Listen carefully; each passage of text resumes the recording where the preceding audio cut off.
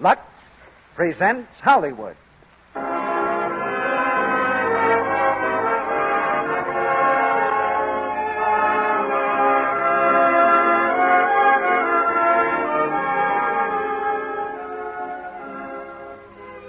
The Lux Radio Theater brings you Norma Shearer, Walter Pidgeon, and Adolphe Menjou in The Last of Mrs. Cheyney. Ladies and gentlemen, your producer, Mr. Cecil B.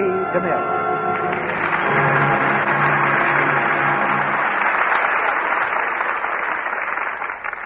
Greetings from Hollywood, ladies and gentlemen.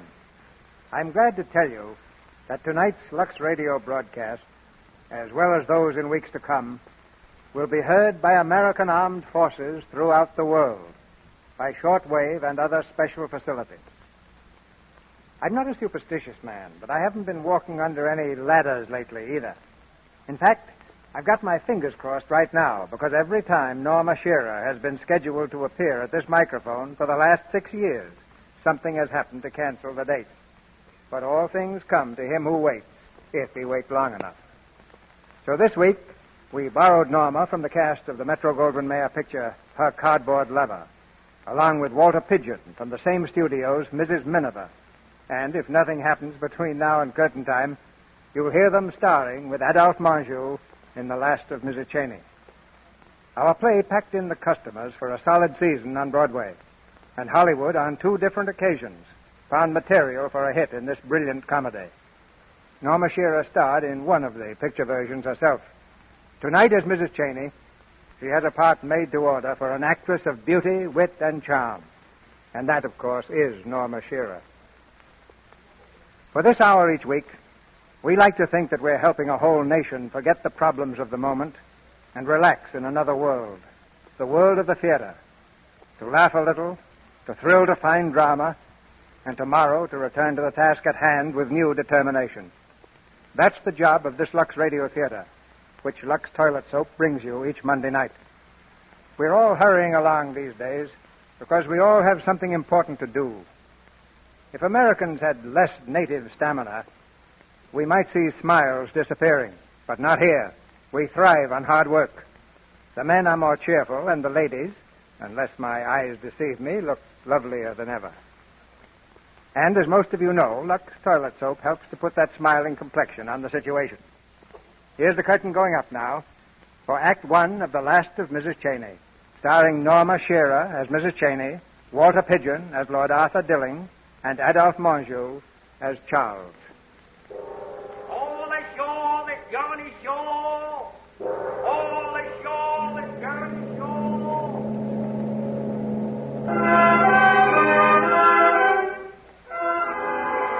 A few short years ago, when the oceans of the world were calm and untroubled, a luxury liner left its berth in New York Harbor and turned its mighty prow to the open sea.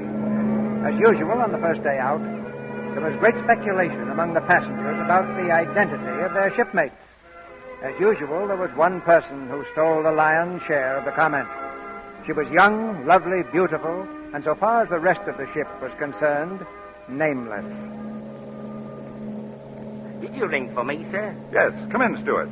I'd like some information about a passenger. Yes, sir. What is the passenger's name, sir? That's what I want you to tell me. Will you describe the passenger, sir? Well, now, let me see. She's rather beautiful, I'd say, and she's sort of... Oh, you don't mean the lady with that look, sir. And she has a way of, it's That's rather... the woman. Who is she? Her name is Cheyney. Mrs. Fay Cheyney. Mrs.? Sorry, sir. Oh, I'm sorry, too. Go on, Stewart. What else do you wish to know, sir? Oh, just break down, Stewart. Here. Will a pound note help you to remember? Oh, thank you, sir. She's American, a widow traveling alone. Has 7 or 8 trunks, no pets. She has a deluxe suite, comes from Minneapolis, Minnesota, and you're the 5th gentleman who's asked about her in the last 2 hours. You've quite a fund of information. And what do you know about me? You, sir, are Lord Arthur Dilling, first son of the Earl, traveling to England with a party of friends. Good. You were recently sued for breach of promise by a young lady you met on the 5th Avenue bus. And that's enough. I don't want to know too much about myself.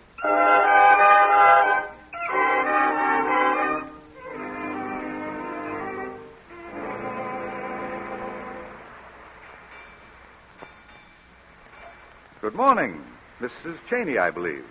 Mrs. Fay Cheyney? Yes. Why do you ask? Well, I just wanted to be sure. It seems to me... No. We haven't. Haven't what? We've never met. I've never seen you before in my life. And if you don't leave me alone, Lord Dilling, I'll have to call the steward. At least you know my name. May I call you Fay? Please don't. Oh. Lovely morning, though, isn't it? Huh? I'm trying to enjoy it. Steward, Yes, madam. will you please... Stuart, will you be good enough to get us a couple of deck chairs? Right away, sir. Fine. Do you behave like this with every woman you meet? Or do you only reserve it for those you try to pick up? I'm glad you asked me that question. You know, I was afraid you were going to snub me. I believe I have met you after all. You're that well-known type of man who thinks he can foist his company on any woman who happens to attract him. I'm sorry. I suppose I owe you an apology. You see, I merely did it to win a bet. Do you know Willie Winton? Oh, no, of course you don't. But Willie bet me 30 pounds you wouldn't dine at our table tonight. That, of course, is a lie. Of course. But will you? No, thanks. I've been warned about you, Lord Dilling. Have my friends been talking again? No, the newspapers. Oh. Oh, there you are, Arthur. Lovely morning. Oh, hello. I beg your pardon, but you know this young man? Why, yes, of course. Then will you be good enough to tell him to leave me alone? Oh, I say, Arthur, again. Again, old man. Sorry. May I see you to your stateroom, madam? Well, I'm not that crushed, but I would like a walk around the deck. Oh, of course. Bye. I do hope Arthur wasn't annoying you. Oh, but he was. Oh, I'm frightfully sorry. You see, he's a sort of vague relation of mine, and I feel rather responsible. Oh, I shouldn't. You mustn't judge all of us by Arthur. We're rather nice, really. I'm sure you are. Perhaps you dine at our table tonight and discover us for yourself. Thank you. I'd be delighted, but won't your friends think it's rather sudden? Oh, no. I'll simply introduce you as Mrs. Cheyney. Mrs. Cheyney, whom I met in... Minnesota. Minnesota? Oh, precisely. Why not? I think you're very kind, Mr. Francis Kelton. Oh, Lord Francis Kelton? Why, yes. How nice that you should know.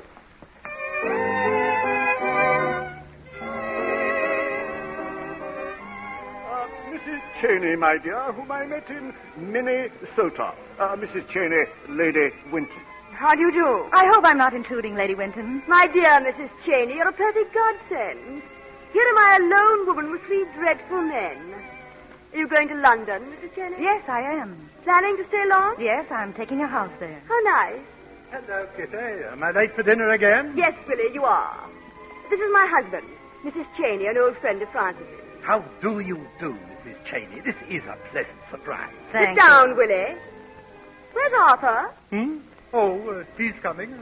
Here he is. Evening, Kitty. Sorry I'm late. Oh, good evening. Mrs. Cheyney, may I present Lord Arthur Dilling? How do you do? Oh, we've met. Don't you remember? I'm the fellow who lies. Oh, yes. Yes. Oh, Willie, Yes, old man? you owe me 30 pounds. So I do.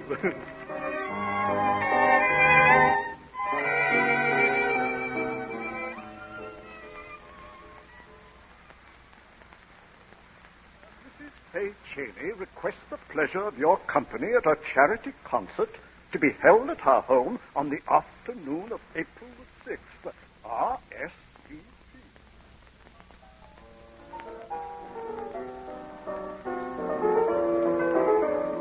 Oh, Charles, Yes, my lord. how long is that going to go on out there? Any idea? Well, I believe it's the last selection, my lord. Good. Whiskey and soda, please. Yes, my lord. By the way, Charles, My lord. I can't help thinking I've seen you somewhere before. Indeed, sir. Where have we met? We have never met, my lord. I assure you we have. I was educated, I was at Oxford, and, I once passed through Oxford on a train, my lord. your manner suggests to me you might have got out and stayed there for some years. Well, I had no idea Oxford had a school for butlers, my lord.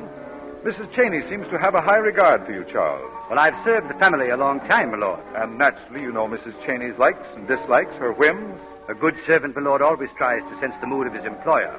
Then, what is her private opinion of all this? This, my lord? Yes, London, all her new friends, myself, for instance. Well, I couldn't say, my lord. Mrs. Cheyney would never think of discussing her private affairs with servants.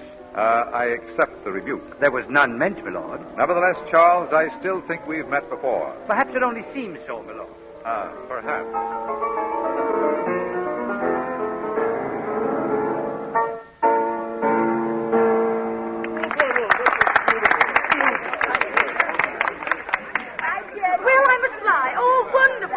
darling. Beautiful. Thank you. Goodbye, Maria. Shelton, are you driving me? Yes, of course. Goodbye, Mrs. Cheyney. It's been delightful. Lord Kelton, I ought to scold you. You really shouldn't have bid so much for that doll. Oh, it wasn't for the doll, exactly. It was more for you, Mrs. Cheyney. Oh, bidding for me? Oh, no. I mean, well, I shouldn't. I know. And thank you. Goodbye. Goodbye, my dear. Hey, will you dine with me Saturday? Oh, I'm so sorry. I promised the weekend to the Duchess of Ebley. The Duchess? Oh, you lucky beast. Well, do get her to show you the Ebley pearls, my dear. They're fantastic. The Ebley pearls? But don't ask her how she got them. That's rather fantastic, too. Bye, dear. Goodbye. Oh, George, Yes, madam? will you clear away the garden furniture, please, and have William bring the car around? I'll be out for dinner. Yes, madam. Oh, where is Charles? I believe he's in the drawing room, madam. Shall I tell him? No, I'll find him. Charles, I'd like to see you a moment. Yes, madam. Hello. Join me in a whiskey and soda? Arthur, I thought you'd gone. Why? Well, all the others have. I'm waiting for my man with the car. Your man has been waiting for some time, my lord. Has he?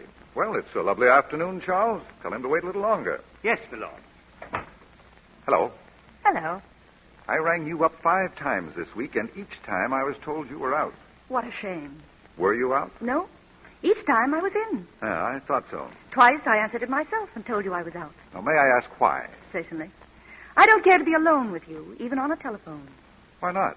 It's my only way of paying tribute to your reputation. Oh, don't tell me it frightens you. You have the great distinction, Arthur, dear, of being one of the few men in the world I'm not frightened of. And I feel I ought to be. Really? Why? Well, you're not bad-looking, exquisitely indifferent, even rude to people. A great sense of humor, brilliant, and... What else? That's the trouble. Nothing else. Tell me, did you learn the art of rebuking people so charmingly from your butler, or did he learn it from you? I wonder. I like that fellow. You mean my butler? Yes, I like his insolence.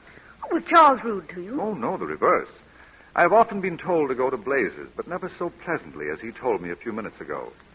How stupid of Charles. He should know you'd already gone.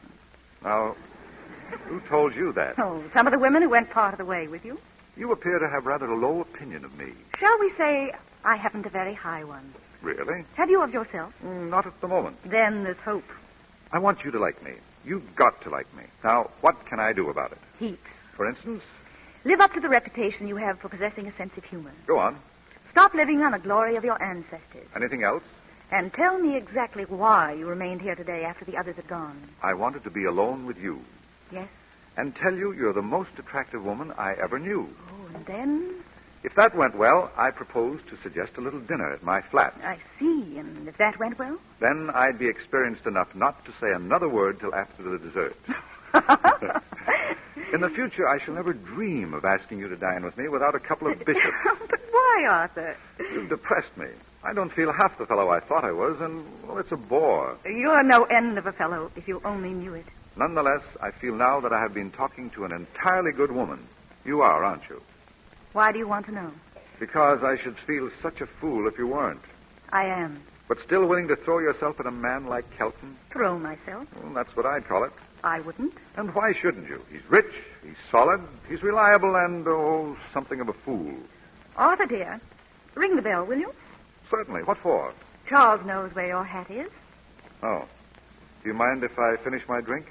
You don't drink with your meals, do you? Certainly. Why? Because you drink so much between them. May I offer you one? Thank you. You know I don't drink. Cigarette, then. And you know I don't smoke. I suppose you'll despise me if I finish this? No. I should like you all the more if you didn't, that's all. Very well. For today, I'm a teetotaler. Goodbye, Faye. Angry, Arthur? No, just defeated. New experience for you, isn't it? Look, you didn't mean all those things you said to me just now, did you? I meant every one. I like you so much. You know, I've never kissed a woman's hand before. That's a new experience, too.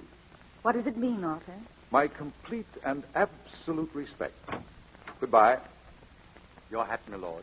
Oh, thank you, Charles. Stand by the window, Charles. Let me know when he's gone. Yes, darling.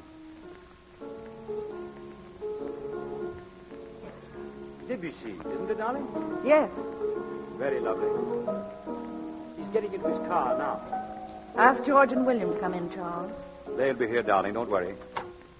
Come in, George. Oh, my blasted feet are murdering me. Sit down, George. You're jolly well right, I'll sit down. Oh, did you ring, madam? It's quite all right, William. Everyone's gone. Oh, this blasted collar's been choking me all day. Here, how much longer do we keep up this servant act, Charles? I'm clean wore out. You have to play that stuff, Faye. Give us something lively, will you? What a pretty lot of pets you look. Oh, thank you, darling. Well, I've got the invitation. Where? The Duchess of Ebley, I'm asked to say, is an honored guest. Good girl. Wonderful, Faye. Yes, not too bad for the 5 and 10 cent store girl from Minnesota. The Duchess' pearls are worth at least 20,000 pounds. 20,000. This time next week, I'll be taking my ease on the deck of a boat pointed for Canada. England suits me. Follow the races and live like a lord. That's my motto. 20,000 quid cut 4 ways. When do you blow, Faye? Blow where? To the Duchess's. The invitation is for Friday weekend. But it doesn't mean I have to accept it. I haven't decided yet. What? What do you mean, Faye? Yes, darling. What do you mean? I said I haven't decided, Charles. Look here, my girl. We pitched in every quid we got to rent this house, to buy you clothes, an ocean trip, while we even... Control yourself, William. Now, Faye, suppose you explain. You see, Charles, the idea of persuading perfectly charming people into inviting you into their house for the purpose of robbing them isn't pleasing me at all. You never talked like this before. I'd never met them before. You're going to try any tricks, my girl. You won't find it very healthy. Quiet, please. I see her point of view. Oh, you do? I'll tell you what it is. She's got her eye on Kelton. The old cove's always hanging around. Oh. Well, suppose you fellows clear out. I'd like to have a quiet little chat with Faye alone. If it's a showdown, we'll be in on it. Leave her to Charles. He can handle her. Well, no half measures, mind. Yeah, tell her ladyship where she gets off. Well, Faye, if you want to chuck it, you can. Don't be absurd. I only wanted to make them mad, to see them exactly as they are. You know I'm going to see it through. You don't think I'd let you down, Charles? You've never let anyone down. That's the point. Very well, then. Faye, at times you make me think. Without my influence, you never would have chosen this noble profession, and it's a precarious one, with the end usually at the beginning.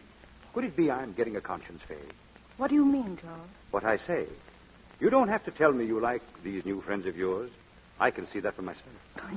You're as bad as George. You think I'm chasing the elderly noble lord. I wasn't thinking of the elderly noble lord. I was thinking of a rather young one. You needn't. And you needn't worry about your pearls either. I'll get them for you, Charles. Friday weekend.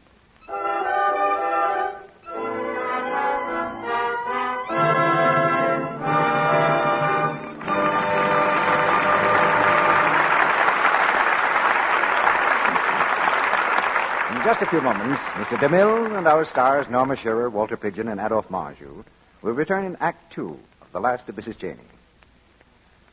You know, sometimes when the doorbell rings, it has a very exciting sound. And if you're a pretty young lady, you hurry to answer. Special delivery, miss. Thank you. Oh, it's from Bill. Dear Mary, I've got leave for the weekend, and I'm not taking any chances on finding you dated Saturday. How's for some dancing and stuff? Bill's got the right idea. He knows it's smart to date Mary up ahead of time. He knows girls with complexions that are fresh and smooth as a new-cut rose are pretty sure to be popular. Yes, there's something about soft, lovely skin that just seems to say romance. You want the kind of skin that wins, a smooth, romance complexion. So why not let Hollywood's famous beauty care, Lux Toilet Soap, help you have it? Screen stars depend on their daily active lather facials with this gentle soap.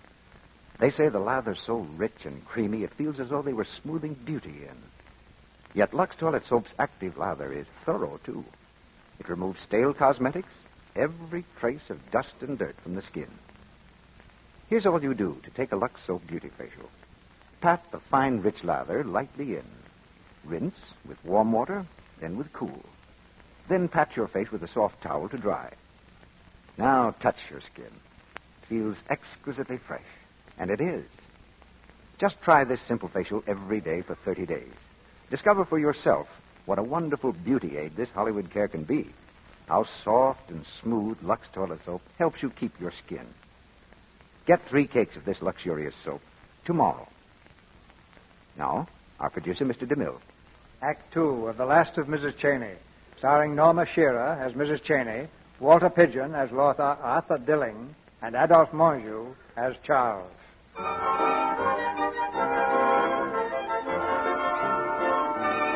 It's Sunday evening of the weekend party at the Duchess of Ebbley's, and Fay has still not stolen the pearls.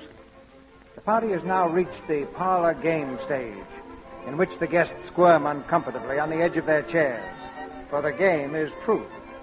Willie Winton has the floor, cross-examining his wife's cousin. But you must answer John and the truth, remember? Go on, John. Go on.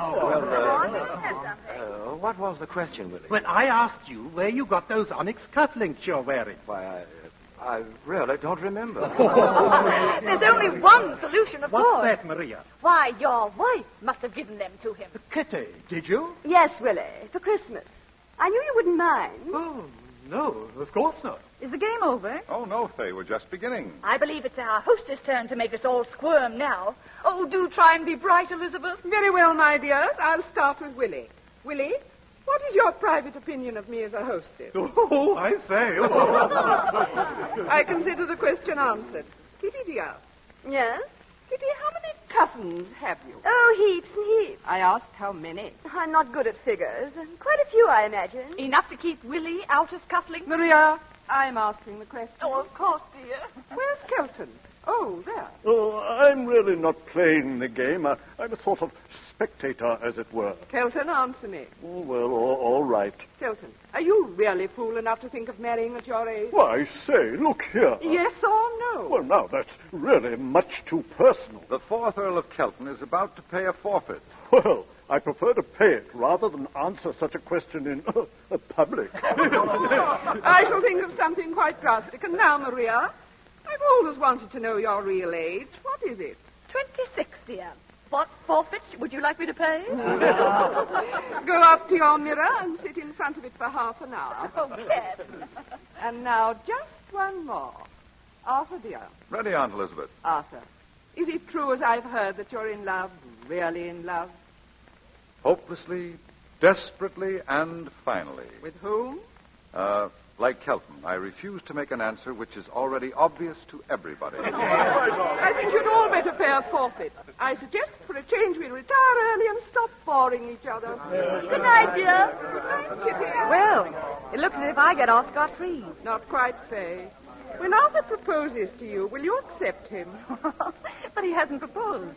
And I really haven't thought about it. Nonsense. You like him, don't you? Everybody does. Oh, Arthur has his good points, you know. He's charming. I can't stand sentiment, but I really like you. And it isn't every woman I'd urge to enter the family. That's the sweetest thing one woman could ever say to another. Thank you.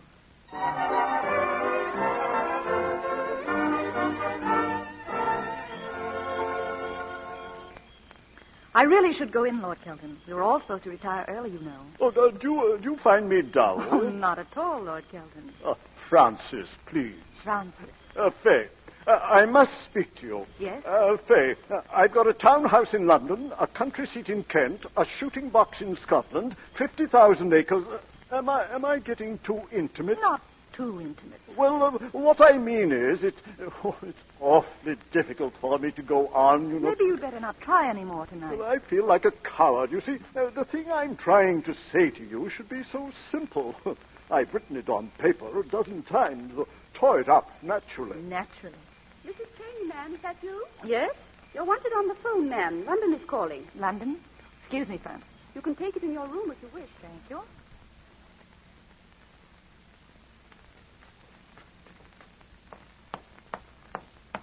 Don't hurry. It's a fate. What? Your call from London. A fate. I wanted to talk to you. You mean no one wants me? No one. Except me, Fay. Oh. And I want you terribly. Really, Arthur, I'm in no No, mood for... don't misunderstand me. I love you, Fay. Will you marry me? Please, Arthur, I'm going to my room. You didn't accept Kelton, did you? What makes you think he asked me? Did you refuse him? No. You will. Can't we discuss this some other time? I'm rather tired, Arthur. You're going to marry me, Fay. The Bishop of Broadminster is an old friend of mine. Less than a couple of miles from here. I've already telephoned him to expect us the first thing in the morning. You're terribly sure of yourself. On the contrary, I'm frightened to death. I don't believe it. It's true. Feel my hand. Why, you're trembling. You won't disappoint the bishop, will you? You're very sweet. I love you, Faye. You do, don't you? When I'm not with you, I walk around around in a little private fog of my own. I cut my friends and greet my enemies. I hear music in the streets and see flowers growing in the gutter. I'm responsive to beggars and comb my hair continually. In fact, let's face it, I've got it worse than any of heaven's creatures ever had it before. Good night, Arthur. Good night, Faye.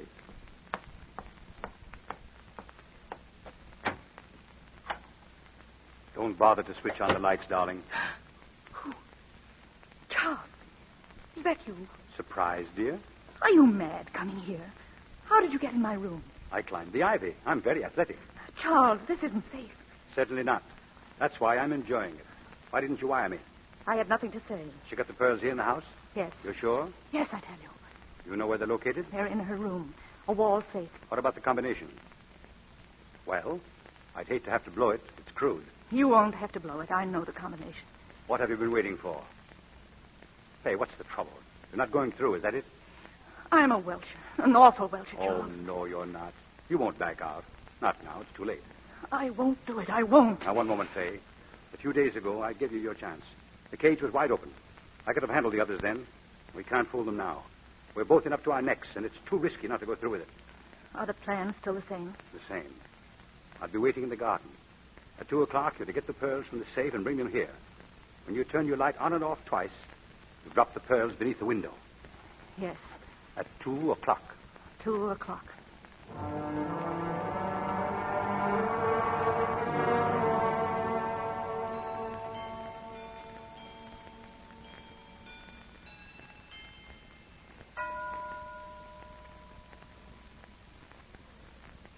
Hello up there.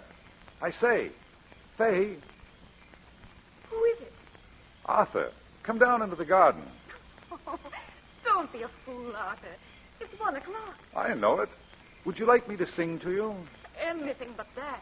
You may not know it, but I have a rather pleasing baritone voice. I'm sure you have, but I'm just going to bed. Oh, how absurd. It's beautiful out here. Why don't you come on down? Do you suggest I jump? No, climb down the ivy. Apparently somebody tried to climb up. Look, it's all torn away from the wall. Really? Who do you suppose it was? Kelton? Perhaps. You'd better leave before someone thinks it's you. Good night. I say, Faye, wait. Ah, there. What the... Oh, I'm sorry, my lord. Well, Charles. Yes, my lord. Good evening, Lord Dilling. Good evening. Aren't you a long way from home, Charles? Yes, my lord. What brings you to Every so late? A cablegram, my lord, for Mrs. Cheyney. It arrived at 8 o'clock. There was a train at 9:15, and thinking it might be important, I took the liberty of... I see. Your devotion to duty and Mrs. Cheyney is really quite touching. Oh, thank you, sir. Most butlers would have telephoned. Well, that occurred to me, my lord, but it would have necessitated my opening the cablegram and reading it to Mrs. Cheyney. Of course, that would be unthinkable. You delivered it in person? Mrs. Cheyney had retired. I gave it to the housekeeper. Good night, my lord. Just a moment. We can put you up here for the night. You can catch a train in the morning. Well, you're very kind, sir, but there's a local leaving at 1:55, and I have many things to attend to in the morning. Then at least we can do is have you driven to the station. Well, your lordship's thoughtfulness is most considerate, but I shall enjoy the exercise. It's 6 miles to the station, Charles. Is it really? Well, it seemed less when I walked here. Good night, my lord, and thank you. It's very funny, Charles, but every time I see you, I have a definite feeling we've met somewhere before. You even look more familiar with a hat on. Oh, I beg your pardon, my lord. How careless of me. I should have taken it off immediately. Good night, my lord. Good night.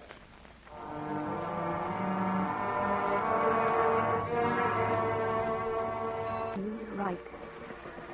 4 left. 33 right. Hello. Shall I turn on the light for you? That's better, isn't it? Go ahead. Don't let me disturb you. I won't need the light, thank you. Oh, yes. You already have the pearls, haven't you? May I see them? Thank you. Beautiful, aren't they? You're surprised to see me? I persuaded the Duchess to change rooms with me for the night. Did you tell her why? No, she'll probably ask me in the morning. Oh, what will you say? I'm not sure. I suppose Charles was going to pick the pearls up? That's it? And all this business, Kelton and me, all part of the game? Certainly. I see. The job in hand, then, was merely the pearls. Exactly. For Charles and you. For Charles and me. Cigarette? Thank you. Oh, I just remembered. I thought you didn't smoke. You also thought I was honest. Very true. By the way, what made you suspicious? I suddenly recognize your Yes, what is Charles to you, by the way? My butler. I mean, in his spare time. A friend. How did you recognize him? I wasn't sure until I saw him with his hat on. Then I remembered 3 years ago. I was in Biarritz when he was nearly caught. I gave him a sporting chance. Sent them running in the wrong direction. You see, I really saved him for you. You couldn't see your way to making a habit of it. I've always had a horror of doing the same thing twice. What terribly nice cigarettes. Oh, I'll send you some. That's sweet of you. I'll give you my address tomorrow when I know it. Are you thinking of changing your present one? I have an idea you'll make it difficult for me to keep it. You've really made such fools of all of us, it seems a pity not to allow you to complete it. It has been quite amusing. Splendid, and we'll keep it that way. Amusing. Suppose we sit down comfortably and discuss, shall we say, my price. What are you doing? Locking the door. I see. So we revert to type. We do indeed. If I agree to stay here, you say nothing? Nothing. And if I don't? Oh, come. Now, why be squeamish? Let's play the little farce to the end. As crooks go, do you know the difference between you and Charles? No. Well, Charles robs with a charm of manner, and you rob with violence. Very neat. If I refuse to stay here, what would you do? You can't refuse me. I wonder if it would interest you to know that as a woman who has done nearly everything there is to do in this world, this is one of the things that I have never done. Why do you smile? I thought we had done with posing. You don't believe me? What a fool you'd think me if I did. But it happens to be true. I wonder how I can prove it to you. You couldn't. It's too difficult. I can quite understand you're not believing me. And I'm sorry, because you happen to be the one person in the world I would like to have believe me. But as you don't, I will do the next best thing. And what does that mean? That means if you don't believe that I have never done this before, you will at all events know that I am not going to do it now. Just as you like. Ring that night bell, and when they come, tell the Duchess who I am. Or unlock that door and let me go. You're hardly in a position to dictate terms. That night bell is really an alarm, you know, a police alarm. You can't keep me here against my will. I intend to. Do you? Well, I prefer that they should know what is true about me. Then you should believe what isn't. Open that door, or I'll ring the bell myself. Are you trying to persuade me that you'd really do it? Unless you open the door. Why the bluff, Fay, dear? It's meaningless. Now, you're much too sensible to take the risk of doing 5 years in Holloway.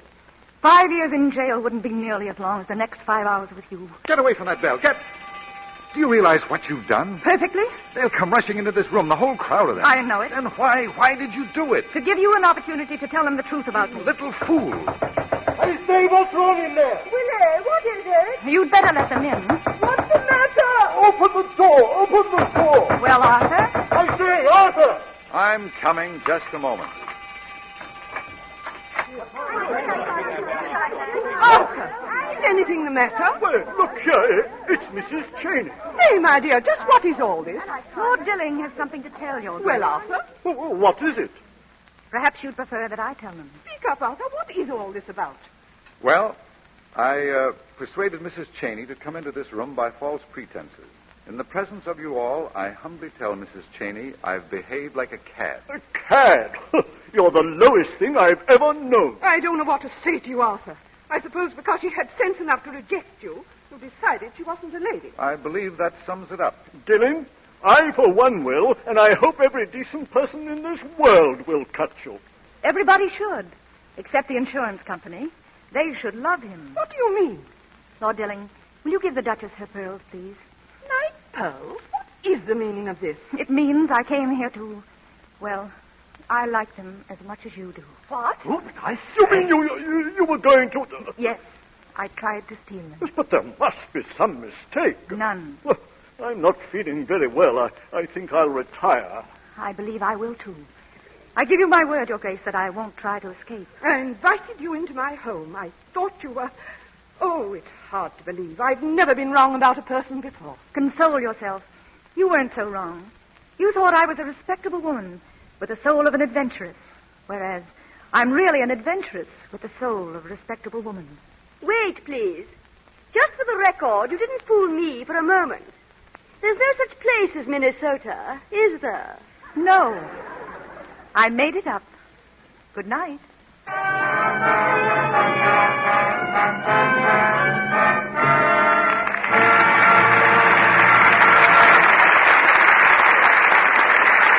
In part, Pause now for station identification. This is the Columbia Broadcasting System.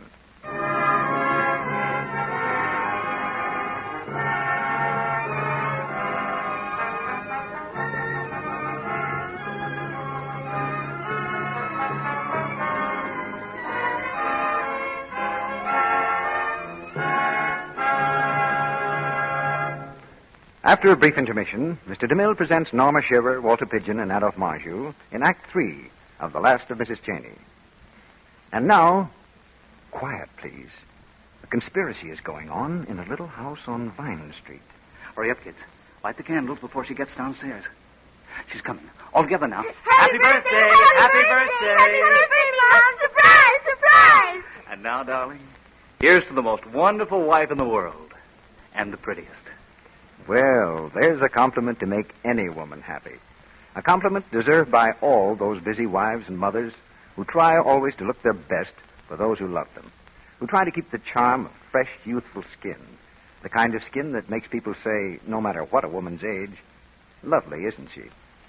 Now, here's what a famous screen star, Irene Dunn, says.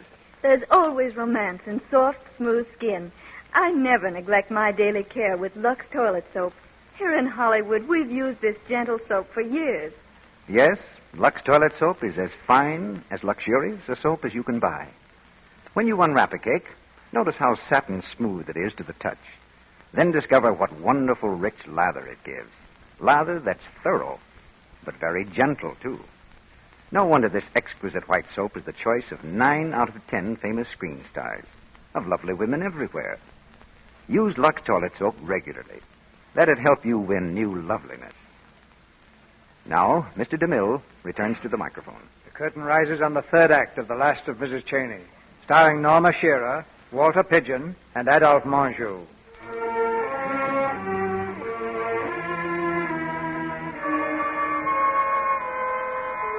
The house has quieted down for a few hours of restless slumber, but Fay, alone in her room, walks the floor nervously. Suddenly, the door is opened, and Arthur slips in silently. Have you been set to gardening? If so, you can take up your position outside the door. We've got to act quickly. I have a car at the gate, and the back door is clear. Are you ready? For what? I intend to get you out of this. And what will the price be this time? Now, you're not going to be a fool again. Not in the least. Nor have I the remotest intention of running away. Least of all with you. There's someone at that window. Charles, I imagine. Come in, Charles. What's the matter? I've been waiting since I can't... Charles, we have company. Oh, good evening, my lord. Evening, Charles. It's no good, Charles. Lord Dilling knows. I've bungled the whole job. I see. I'm sorry. Well, it's all in the luck of the game. And his lordship? He caught me, quite cleverly. They've put in a call for Scotland Yard. Inspector Witherspoon will be here in the morning. Witherspoon. Know him, Charles? Slightly. Lord Dilling, I presume you've gathered my position in this matter. Quite. But I'm afraid I don't quite follow yours. All I want is for Mrs. Cheyney to get out of here right away. Very generous, if I may say so. But if you feel like that, why, capture the lady. Charles, have you never heard of anglers who catch little fish and then fling them back again? Fay, dear, you're being unsociable. If his lordship wishes you to escape, then Charles, perhaps... You've got to get out of here as soon as you can. I intend to remain for reasons of my own. What reasons? Well, that's my business. Then I'll remain, too. Don't you understand? Where could I go? It would only be a question of hours or days at the most. I'm not going through life always hunted. Well, it's really not bad when you get used to it. Not for me, thank you. So be it, then. We remain.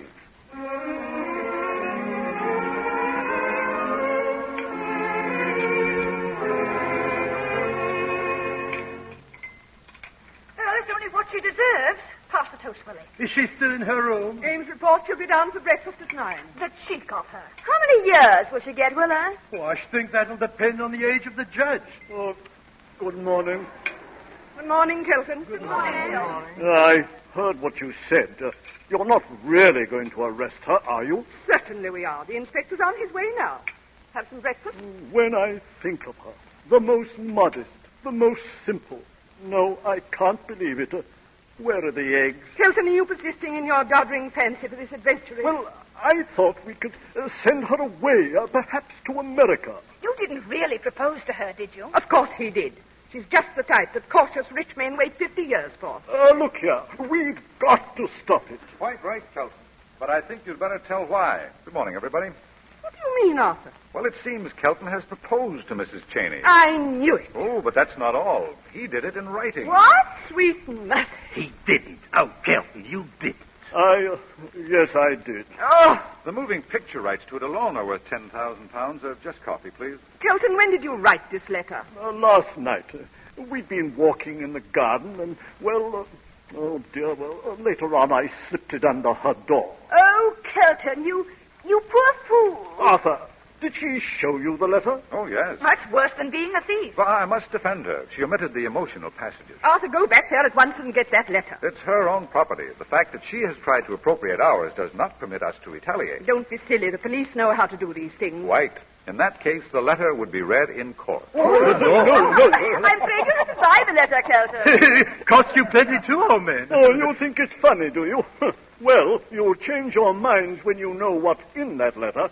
I kept a copy of it, my first draft, and every one of you is in it. Every one of us?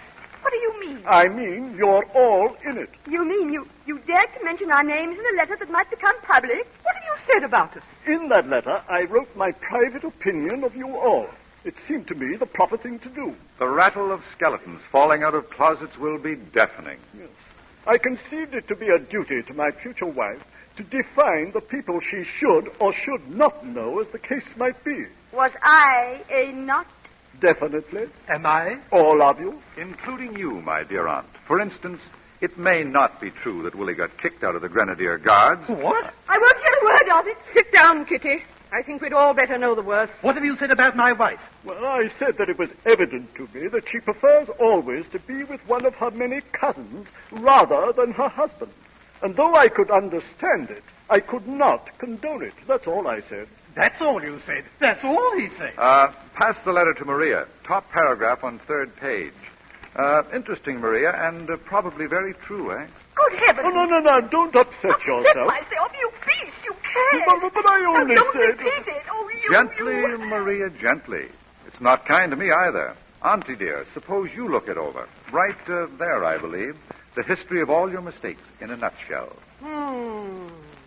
So, Kelton, you've raked that up, have you? Seemed such fun at the time, but I must say it looks awful in black and white. I tried to whitewash you quite a bit. In other words, ladies and gentlemen, if this letter is placed as evidence at the Old Bailey, Mrs. Cheyney and Charles will be condemned as criminals, but the rest of us will envy them the comparative purity of their reputation. Oh, what are we going to do with this woman? Let us be accurate. What is this woman going to do with us? Well, my view is this. We should not for a moment let her think the letter is important. We should offer her her passage back to America, and in consideration of her returning the letter, the matter is at an end. Otherwise, she goes to jail. I think it's right. No, Arthur, you handle this affair. That ass has made mess enough of things already. Good morning. Ah, Mrs. Cheyney. Good morning. Won't you take a chair? Thank you. And as Charles was born a gentleman, mayn't he sit too? Certainly. Charles. No, thanks. I prefer to stand. Very well. Mrs. Cheyney, you have acknowledged frankly that in accepting the Duchess of Ebley's invitation to stay here, it was for the purpose of taking her pearls. Yes. We planned it for months. That is very frank. The penalty for such things is considerable. Very considerable. Yes. Charles and I think that with the charm of manner, we may get off with 3 years. Exactly. Now, we have no wish that this should happen to you. Lord Kelton feels very strongly that if you had once asked a woman to be your wife, it would be ungenerous to treat her so drastically. Thank you, Lord Kelton. Not at all. So, Lord Kelton has a proposition to make to you. Oh, yes? Go on, Kelton. Now, if you will accept your ticket and a small sum, say £100, in return for the letter I sent you, we are prepared to consider the matter closed. Oh, is it my turn now? If you will be so kind, Mrs. Cheyney. I'm very sorry that I cannot accept Lord Kelton's kind offer. But Charles and I have decided we must go to jail. Is that right, Charles? Quite right. No, but I don't understand. Mrs. Cheyney. What are you talking about? Look here, this is nonsense, Mrs. Cheyney. You never succeeded in getting the pearls. Precisely. We failed. And that is why we should go to jail. If we had got them, we should have succeeded. A crime for which no one ever goes to jail. You put it charmingly, Fay, dear. My dear young woman, you don't understand us. We don't want you to go to jail. Then equally, Duchess, you don't understand us. We do. But good heavens, woman, you can't be serious. Isn't it sad, Charles?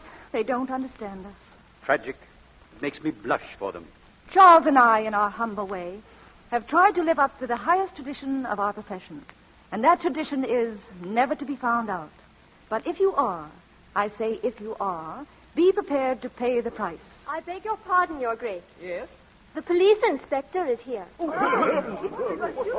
him to wait. Yes, madam. You see, Mrs. Cheyney, we are terribly serious. It is your duty to be, my dear Duchess. You're very stupid not to accept a good offer instead of being taken away by that horrid policeman. Not at all. He may be charming. Are you ready, Charles? Almost eager.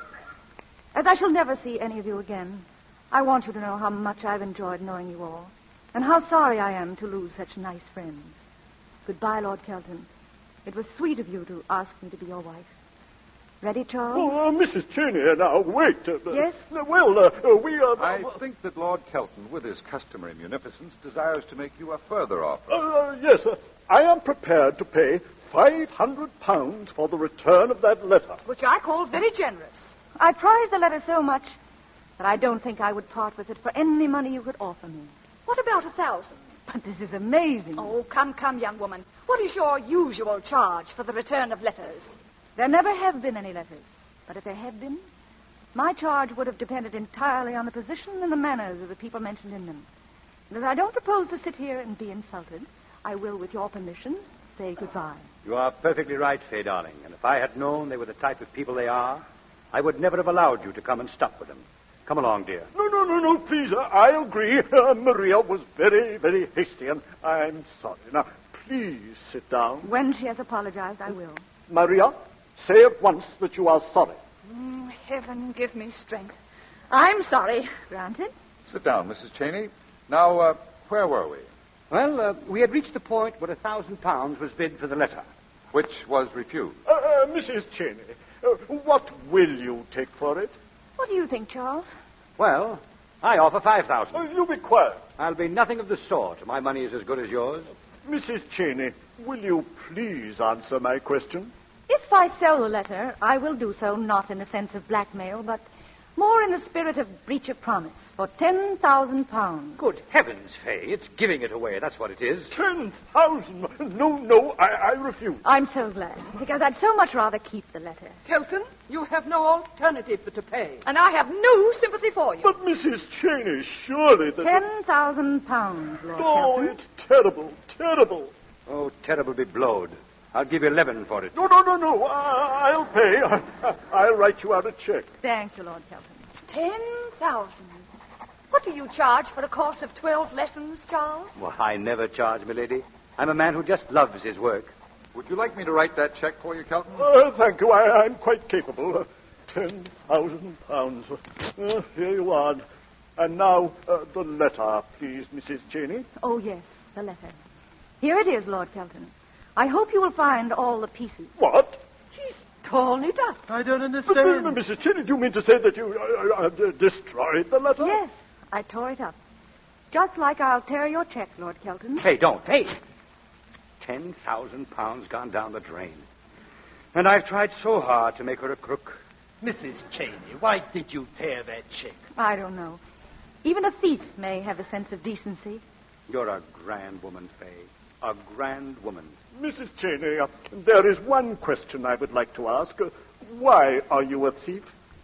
Well, I wanted to improve my social position. You see, I was a shop girl. In a 10-cent store. Where Charles found me. I wanted to share the beautiful things in life. And I'm not a modern woman. Well, if one is not a modern woman and one has no money, there are only two ways of getting it. Marry it or steal it. I'm afraid I preferred stealing it. The best pupil I ever had. By Gad, I sympathize with her. Mrs. Cheyney, do you know what I'll do? I'll set you up in a little maudit shop all your own in appreciation. Sort of a memorial, eh, Kelton? Lord Kelton, you're very kind. It's divine of him. I'll be one of your customers. I, too. Well, I must go. Oh, Charles, if you ever need a pupil, you'll find me in the telephone book. Well, I shall never want a pupil, milady, but I'm glad to know I'll find you in the telephone book. If you'll call me in town, Mrs. Cheyney, we'll make all the necessary arrangements for your little business. Mrs. Cheyney has changed her mind, Kelton. She doesn't need any bribe for doing something that came quite spontaneously. Lord Dilling is right, but thank you all the same. Oh, well, just as you say, but I shall be very glad to help you in any way I can. Charles, I wonder if an introduction to the president of a bank would be of service. Well, thank you, Lord Kelton. We'll see. Goodbye. I'll see you off, Kelton. Bye, all. We're coming too. Goodbye, Mrs. Cheyney. Goodbye. Nice people, aren't they, Charles? Most of us are, Fay. What made you take up this job, Charles? With your brains, it seems a pity you haven't used them to better purposes. One of His Majesty's judges may use those exact words one of these days. I found out at an early age what most men find out in an old one. Life is very dull, my lord. I agree. So I decided to take it into my two hands. I began it as a blackmailer, but that was too easy. I went for higher and greater things. Oh, will you take this, Lord Dilling? What is it? I hate parting with it, because being the first I ever took, I treasure it. This is your gold watch I stole from you on Derby Day 5 years ago. My dear Charles, I've always wanted to meet the man who took it, and I hope you will do me a favor. Keep it. May I? I'd like you to. That is very nice of you. I will. So long, Dilling. So long, Charles. Goodbye, Fay. What do you mean, goodbye? What it means is, I have decided to take a little trip round the world. You're not going to leave me, do you understand? I am, and now. But I don't want you to. I must. Why? Whenever you come into a person's life, come into it instantaneously. When you go out of it even quicker. Charles, I'm going to cry. Don't do that, my sweet. But I would be terribly sorry if you didn't want to. Are you going around the world for pleasure, Charles? Mixed with business, my lord. Fay, I'm going to ask you a question, but you needn't answer it if you don't want to. I'll answer it with pleasure. If you hadn't come into my room last night, I would have taken the pearls. You mean that? Yes. But no one in the world could have been so glad to see you in that bedroom as I was last night. It's an extraordinary thing. But the most difficult question in the world to ask a woman is a nice one. What sort of a question were you going to ask me? You remember my mentioning a certain bishop who lives close by? Very distinctly, Arthur. While you were changing your clothes this morning, I jumped into the car and had a bite of breakfast with him. How surprised he must have been to see you at that hour. Always a delightful old soul, so sympathetic. I told him of the little trouble I was in. He said, "Bring her here at 11 and I'll fix it up for you." What was he to fix? That I could have breakfast with you every morning. But I never eat any. I told him there was a possibility of that. Did you tell him anything else? Mm-hmm. That I love you. Did you tell him anything about me? Everything. He said, "Get her. You'll never get another like her." He sounds like a darling. I'd like to meet him. He asks us to be punctual. So he thinks I'll come. He's more certain of it than I am. He says you love me. I wonder what makes him think that. Well, he has sort of an idea you'd never have rung that bell last night if you didn't. I'm sure I shall like him. Do you think he'll like me? He'll adore you. Do you? Terribly. What is more important? Do you? Much more terribly. I only wish I hadn't... You can't talk and kiss me at the same time. There. That will do it. What's that? That's the last of Mrs. Cheyney. And this? What's that? The beginning of Lady Dilling.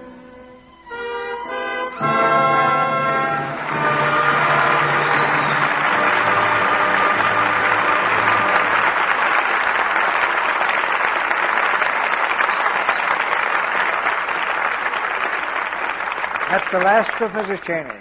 But your applause for tonight's performance calls our stars back to the footlights. And here are Norma Shearer, Walter Pidgeon, and Adolphe Mongeau. Thank you, Mr. Mill. It's a great pleasure to be here for the first time. You really made me feel so much at home. Now that we've finally broken the ice, Norma, I hope you'll make it a habit.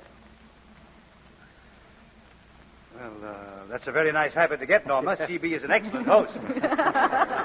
Although I came very close to losing my welcome here once, Adolphe. Well, Walter can't forget that. What happened?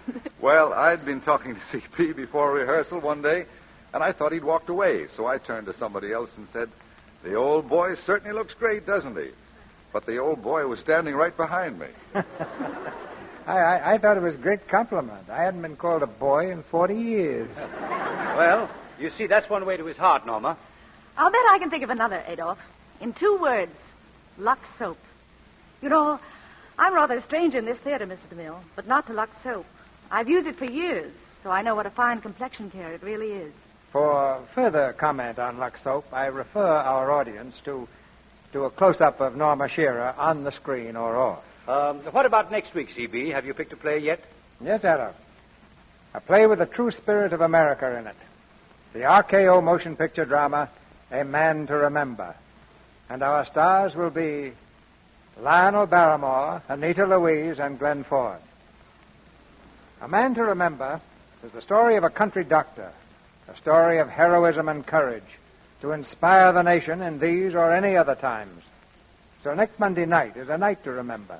Lionel Barrymore, Anita Louise, and Glenn Ford in A Man to Remember. I know we'll all enjoy that, Mr. DeMille. Good night. Good night, Good night, CB. CB. Good night. Good night. Players like you make good plays better. Ladies and gentlemen, some very pleasant news has come to us from the editors of Movie Radio Guide. For the 7th consecutive year, the Lux Radio Theater has been selected as radio's leading dramatic program by the readers of Movie Radio Guide in its annual Star of Stars poll. This is a high honor. We're grateful to all who participated and to you, our audience, who helped us win it. To those of our Canadian audience who are tonight gathered at the Canadian premiere of Reap the Wild Wind in Alberta, Canada, in Calgary, my sincere greetings, and I'm sorry I can't be there.